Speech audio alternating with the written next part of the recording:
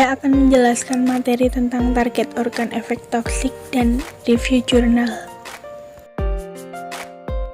Yang pertama, ada definisi toksikologi. Toksikologi merupakan ilmu yang menetapkan batas aman dari bahan kimia. Selain itu, toksikologi juga mempelajari jelas kerusakan atau cedera pada organisme hewan, tumbuhan, dan manusia yang diakibatkan oleh suatu materi, substansi, atau energi. Mempelajari racun tidak saja efeknya, tetapi juga mekanisme terjadinya efek tersebut pada organisme dan mempelajari kerja kimia yang merugikan terhadap organisme. Target organ efek toksik meliputi organ dan toksisitas selektif, sistem saraf, darah, hati atau liver, jantung, dan ginjal. Pada target organ efek toksik yang pertama yaitu organ dan toksisitas selektif. Efek toksik suatu zat dapat terjadi karena kemampuannya berikatan dengan sistem biologi tertentu dan dapat menyebabkan perubahan biokimiawi atau struktural, baik langsung atau tidak langsung, yang dapat mengganggu fungsi dari sistem tersebut. Kemudian ada penyebab terjadinya selektivitas organ. Secara umum, toksisitas selektif dari zat kimia terjadi karena 1. Organ mengakumulasi xenobiotik melalui berbagai jalur transporter. Yang kedua, merusak zat endokin yang sangat dibutuhkan oleh sistem biologi. Yang ketiga, adanya kemampuan mengikat organ atau bagian organ sehingga kehilangan fungsinya. Pada target organ yang kedua ada sistem saraf. Efek dari neurotoksikan dapat dimanifestasikan dalam dua kategori. Yang pertama, ensefalopati mengacu pada kelainan otak, meliputi edema cerebral atau akumulasi cairan di otak. Degenerasi, hilangnya neuron otak, dan nekrosis korteks cerebral. Yang kedua, neuropati perifer mengacu pada kerusakan saraf di luar sistem saraf pusat. Hal ini terutama terlihat sebagai kerusakan pada saraf motorik yang terlibat dengan gerakan otot sukarela. Target organ yang ketiga yaitu darah. Darah terdiri dari plasma atau cair 60-40% dan padat 40-60%. Zat padat terdiri dari sel darah merah atau eritrosit, sel darah putih atau leukosit, dan platelet atau trombosit. Pemeriksaan darah terhadap efek toksik ada 6. Yang pertama, hematokrit atau perbandingan antara eritrosit dengan volume darah. Yang kedua, kadar Hb dalam darah. Yang ketiga, jumlah sel darah tiap volume tertentu.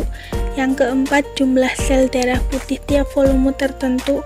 Yang kelima, jumlah protombin. Yang keenam, kadar zat tertentu dalam plasma, meliputi glukosa, urea, atau Pb. Target organ efek toksik yang keempat, hati atau liver. Hati merupakan organ tubuh yang paling sering menerima jejas. Hal ini karena hati merupakan pintu gerbang semua bahan yang masuk ke dalam tubuh melalui saluran cerna.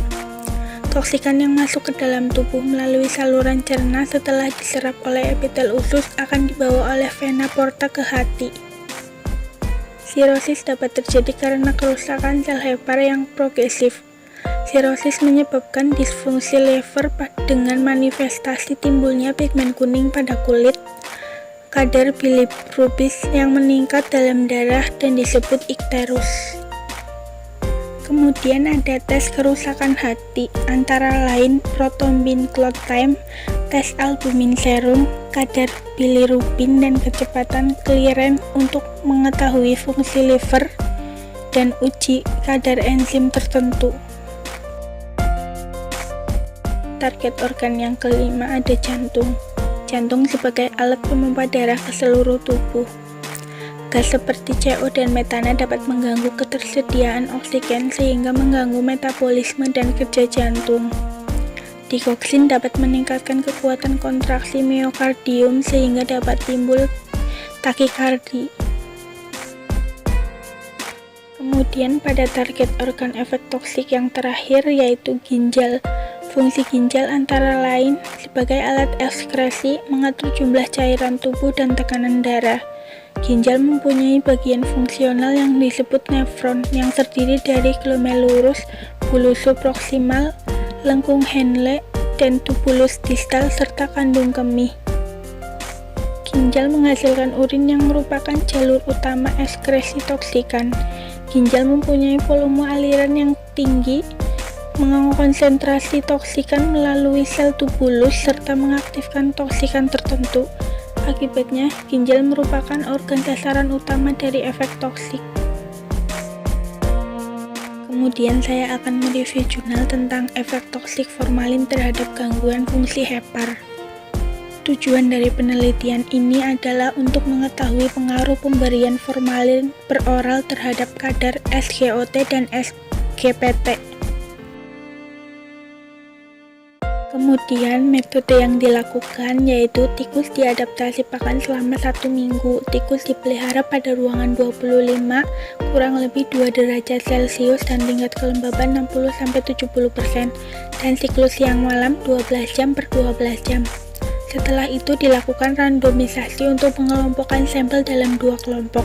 Pengelompokan sampel dilakukan secara simple random allocation untuk menghindari bias karena faktor variasi umur dan berat badan. Kelompok kontrol negatif diberikan pakan standar dan air minum ad libitum placebo per oral, dan kelompok perlakuan diberikan formalin dengan dosis 0,1 ml per kilogram berat badan per hari. Setelah pelakuan selama 14 hari dilakukan pengambilan darah sebanyak 3 ml dari pembuluh darah retroorbital tikus. Kemudian darah dimasukkan ke dalam tabung dan disentrifus selama 15 menit. Selanjutnya mengukur kadar SGOT dan SGPT dengan menggunakan Dasis kit dan spektrofotometer. Terminasi tikus dilakukan setelah selesai perlakuan. Terminasi dilakukan dengan dislokasi tulang leher pada tikus yang telah dibius.